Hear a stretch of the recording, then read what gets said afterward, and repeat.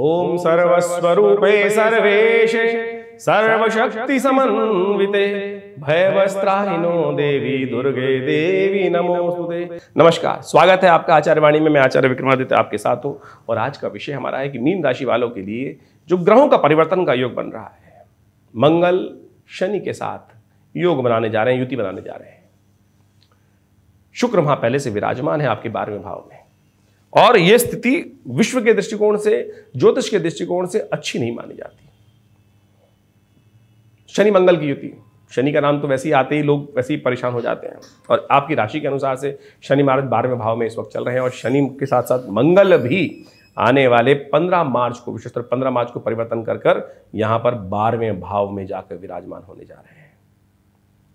12वें भाव में विराजमान होकर विशेष तौर पर बड़ा विचित्र खेल स्थिति उत्पन्न होगी। 12वां भाव मोक्ष का भाव माना जाता है, अंतिम भाव माना जाता है, समस्त निष्कर्ष का भाव माना जाता है, कंफर्ट का भाव माना जाता है, खर्चों का भाव माना जाता है, जुर्मानों का भाव माना जाता है।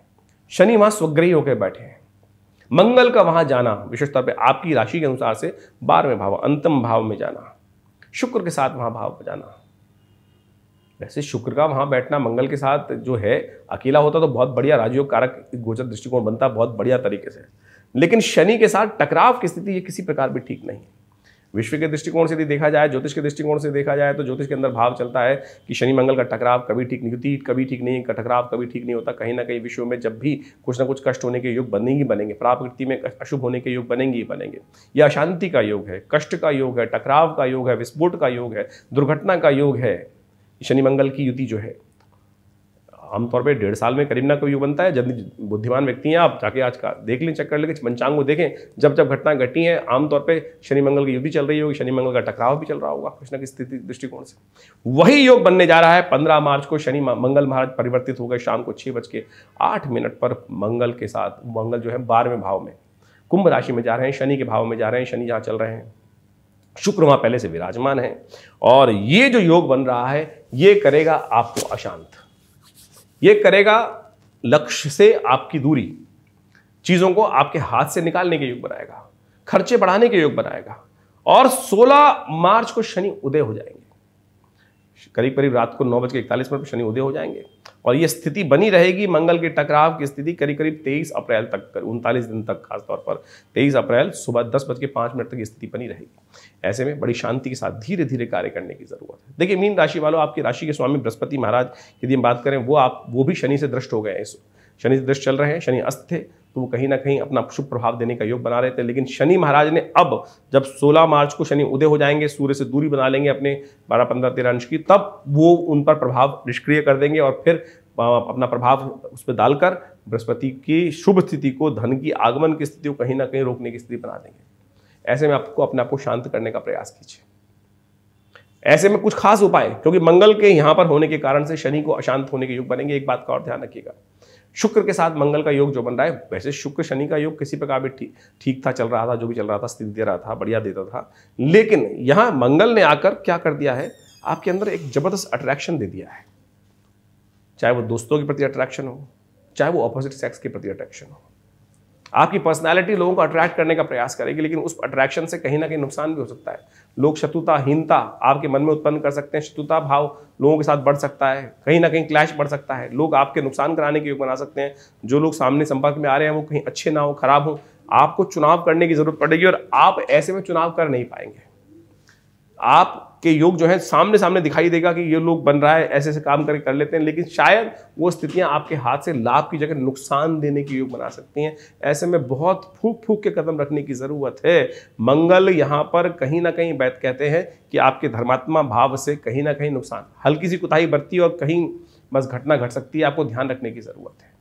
आमतौर पर समझने का प्रयास करें, ज्योतिष ये सिद्धांतिक तौर पे समझाने का प्रयास करता है कि आगे आने वाला सिनेरियो, आगे आने वाला जो वातावरण है, दृश्य है, वो आपके लिए किस प्रकार के योग बना रहा है और हम उस प्रकार से उपाय करने का प्रयास करते हैं। उपाय वैसे ही हैं कि जैसे आप जब एक रास्ते में जा रहे होते हैं, आपने जगह जगह लिखा होता है कि एक्सीडेंट प्रोन एरिया, ये क्षेत्र जो है दुर्घटना घटने का क्षेत्र है, जहाँ दुर्घटनाएं आमतौर पर घटती रहती हैं, सावधानी से गाड़ी चलाएं।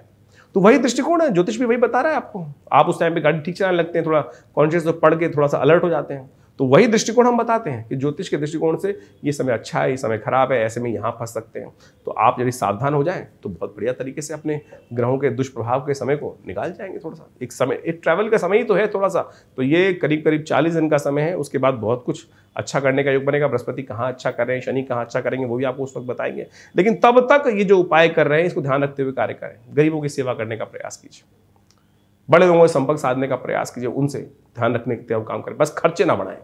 ये समय जो खर्चे के बेकार रूप से आपके खर्चे बढ़ने के योग दिखाई देते हैं उसको बढ़ाने, उसको ध्यान रखने की जरूरत है। अननेसेसरी का जुर्माना बढ़ सकता है, अननेसेसरी के लोन आप पर बढ़ने के योग दिखाई देते हैं, तो ध्यान रखते हुए बहुत ज़्यादा लोन ना लें। इस समय में ध्यान रखते हुए कार्य करने की जरूरत है। शनि मंगल का टकराव जो है विश्व के दृष्टिकोण से कभी ठीक नहीं होता है।